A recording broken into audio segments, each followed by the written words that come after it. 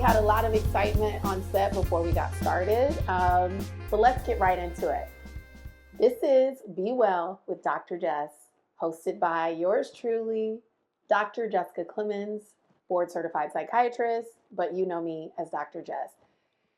And I feel like I need to sigh because it's been so long and I got to get some things off my chest, I think, to get back into this space in the way that feels authentic to who I am.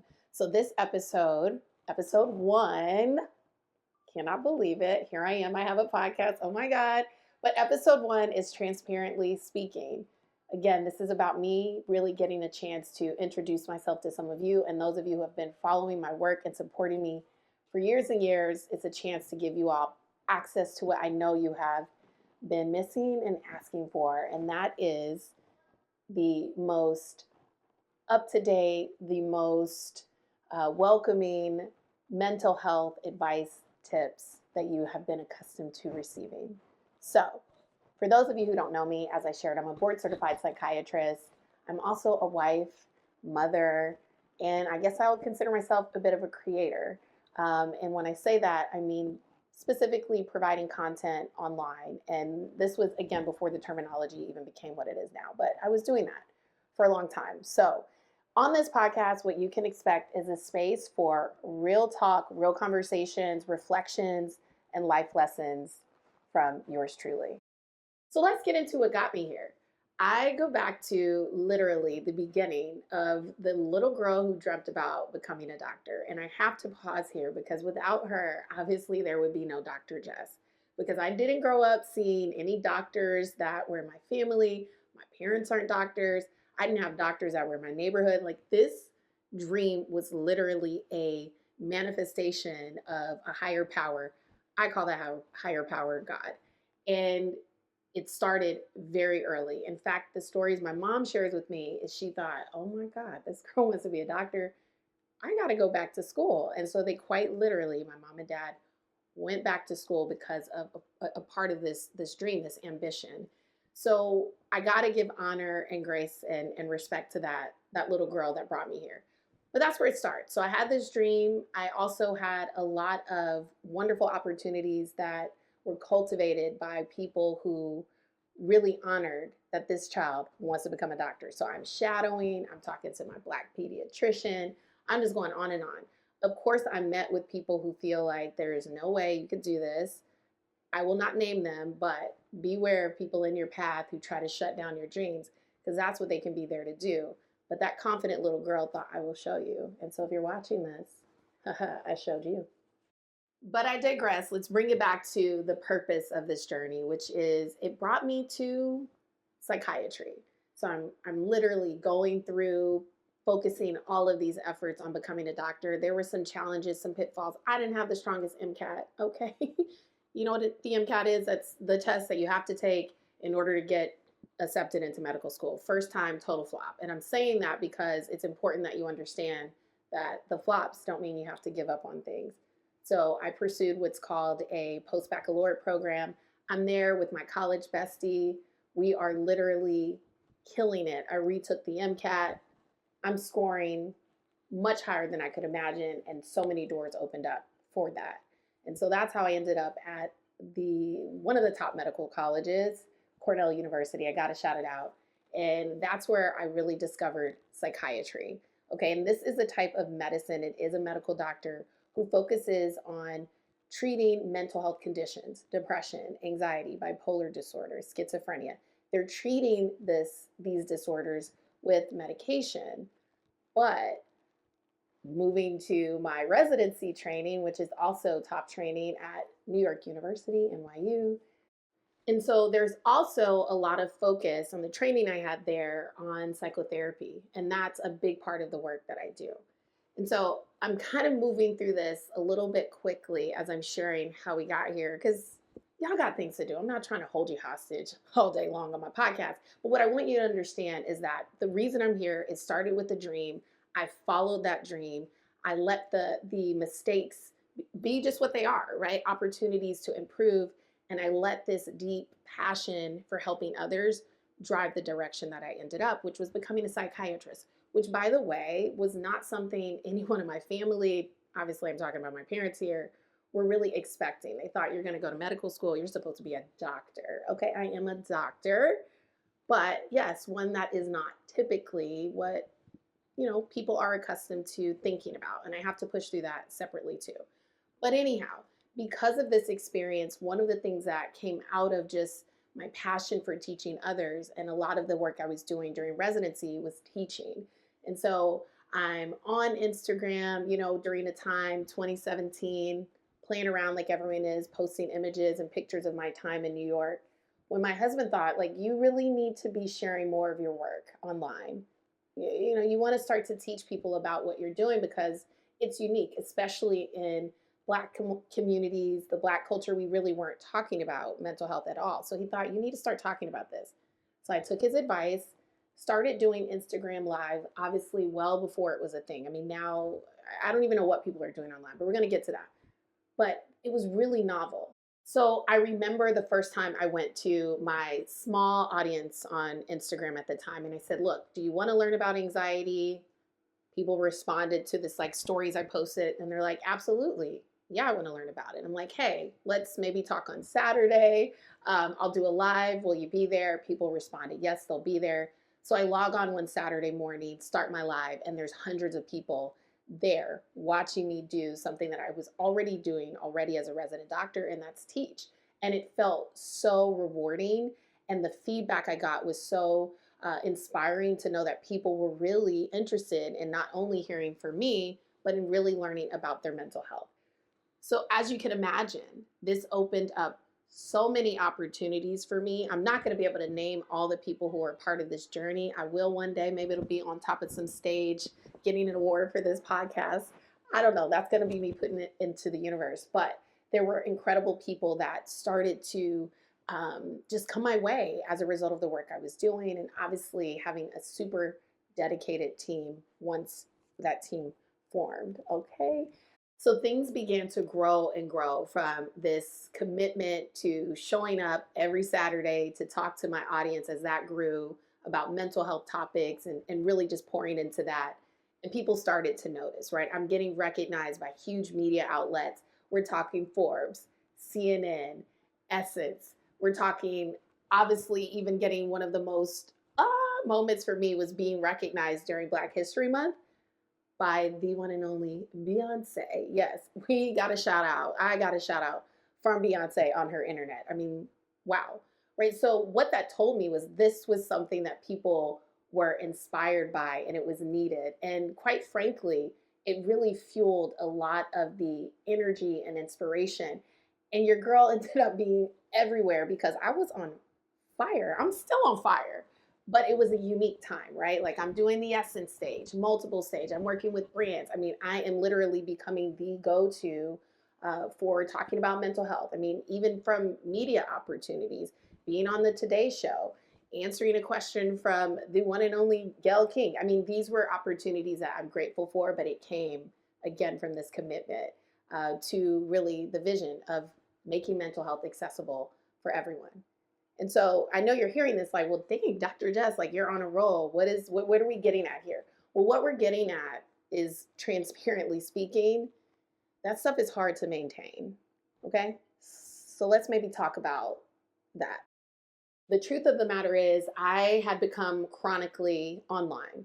So I went from being someone who's providing a resource, sharing content that was meaningful to me, right? Not anything more or less than that, to becoming someone who is now spending way too many hours online, not only looking for things to talk about next, but also really engaging with content from all over the place. And this isn't to say there's anything wrong with consuming some content online, but it really became a predominant area that I focused my free time on. And let's just be honest, everyone's saying this, but I'm going to say it too. Social media, absolutely, it sucks. There is no other way to put it. Yes, it brought us together at one point, but for a lot of people, including myself, it brings up a lot of feelings of anxiety, insecurity, and I'll go into a little bit more of how that specifically showed up for me, but I too was affected by that despite being the person who's sharing all of the great ways that we can use this tool to share information. So I decided to take a step back. It was right around the holiday season. This is a great time, as a mother and wife and just being really focused on family in general during this season. It just it was the right time. I had discovered this app that really kind of blocks certain apps. You can decide which app it blocks. And for me, it was Instagram. I'm like, I don't really need to be on this thing if I'm not providing something resourceful. So you may notice that too. I'm not posting every single moment online anymore. But that isn't to say things weren't still happening, because while that initial experience was like a fire hydrant, just boom, everything coming my way. I mean, literally, I'm everywhere during this time. Things were still happening. I got recognized by New York State at the time. The mayor's wife had me come in and do podcasts. I also had recognition by the American Psychiatric Association. I'm getting invited to be on the board for communication. I mean, people are still talking about the work I've done. I get, people will send me little notes online or emails about ways that I may show up in their presentations.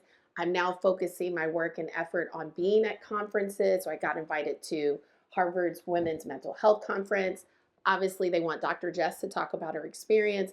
That's what I was there doing. So things were still happening, but in a way that felt like I was comparing myself less, or I didn't feel that urgency, like, oh, I'm not putting enough out. Oh my gosh, look, not enough people are seeing this video. And I felt like it was so good, right? It felt like it was still producing things that were helpful to people, but just in a more, just in a way that felt like ease. It didn't feel like I was burning myself out, because that's probably what was happening. And it was also during this time, going back to what the pivot moment was for me, where I decided to take a little bit of a social media hiatus. So on this particular app, you can block out what you're doing for just a few hours if you like. So I was already doing that during the workday, but I decided to hit this button that said block it indefinitely. And so the only way that I could engage with certain apps was to open it up, go in there for 10 to 15 minutes, and it will literally shut down. Like I can't do anything with it. And I'm like, why am I still checking this thing? Let's just totally shut it off. So I just shut it down. I just shut it down indefinitely. And so while I'm experiencing this hiatus, what I realized is my life was actually still ongoing, right? There was no hiatus from life. And something about that felt very heart-opening. Something about that felt very just present. I know we use these words. I use these words all the time, but I really mean them to say, like, that's, I think, the secret sauce with life is just literally bringing yourself to this moment. Our emotions are really gifts that allow us to feel and access and connect and just enjoy this journey. Because if we're being honest, this is a journey that we're on. Like there is no, oh my God, I'm probably gonna cry. There is an end to this. And I don't want to be stark or dark, but I'm getting emotional because it's things I've been thinking about. So anyways, this is a journey. So how can we bring ourselves back to our life and not spend so much of it watching other people curate what they're curating? So for me, it was focusing in on the gifts that I have. Being a mom, being a doctor, having things that I love to do, like travel and spend time with my friends, and also just enjoy the day to day. We're going to have to cut because I'm not going to be crying.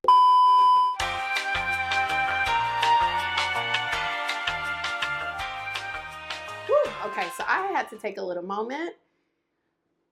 Let's get back into it. So I have been predominantly focusing on my experience as a mother. That has been a journey in itself. It's actually brought me back to therapy because I needed a space to be able to talk about some of the things that are challenging, some of the experiences as a parent, and just having mommy time, right? To really focus on what's happening in my internal world. So I've been really grateful to be able to do that in my role as mom. And our children are with us. So that's a whole other thing. But maybe we'll talk about that one of these episodes. I launched a private practice that has been going incredibly well. If you are looking for a psychiatrist, send me a message online. I might be able to help you out there. But that has also been a really exciting moment to just, again, deepen this work I'm doing as a psychiatrist and finding other channels to be able to express myself. So I am out there on my own, running my business. So yay to all the boss mamas out there. And I've been traveling. Like that has been a big part of one of the things me and my husband have tried to cultivate, especially post-pandemic and having the whole scares that people have had early on. We've been going.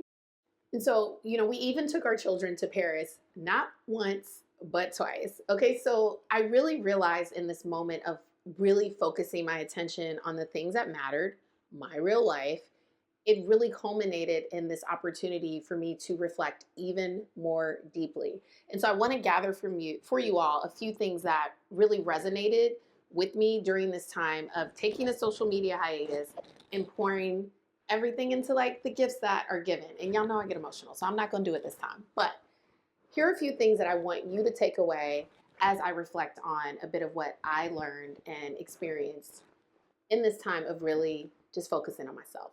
And so one of the most important things that I want you to think about if you are like, hey, maybe I'll take a little bit of a break from social media too, or I'm really feeling what Dr. Jess is saying, is I want you to think about how time away can really be an opportunity to deeply reflect and focus on what's in front of you, to stop neglecting the things that are literally what makes life life because you are trying to exist or experience reality through a social media app. I mean, it's really ridiculous when you think about it. Like, why on earth do you get home from work and instead of maybe reading a book that you've fantasized or thought about or heard people talking about, or cooking a like cute meal for you, yourself, your friends, your family, or maybe, I don't know, going and getting a massage or getting your body stretched, literally, like there are places that can help you stretch so that you can have a healthier life.